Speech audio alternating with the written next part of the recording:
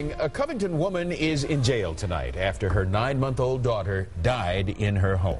And while drugs and alcohol were allegedly involved, 9 News reporter Scott Wegener talked with a family member who says the state of Kentucky is partially to blame.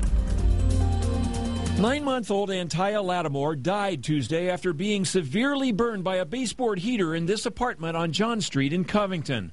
The baby's mother, 26-year-old Megan Gray, was charged with criminal abuse.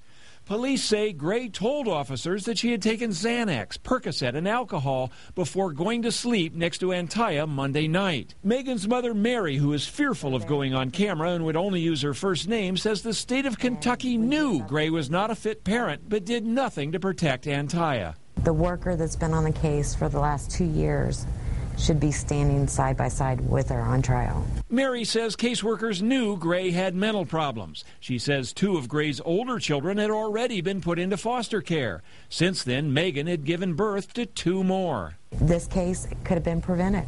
All they had to do was remove the children like they did the first 2. To make matters worse, Mary says Megan's older children were spending the night when the tragedy happened. Jim Grace, Assistant Director of Kentucky's Department for Family-Based Services, could only say whatever protective actions they take have to be ordered by a judge. I love my niece. Mary says even though she has great affection for Megan, the state just wasn't paying attention to her problems. She was supposed to be a random drug test. They did 1 drug test, 1 in 4 years. While the family grieves over the loss of Anthia, the courts will have to decide who should be held accountable. Scott Wegener, 9 News. The Department of Family-Based Services is conducting a 60-day review of the situation to figure out what happened. Meanwhile, Megan Gray remains in jail awaiting her court appearance next Wednesday.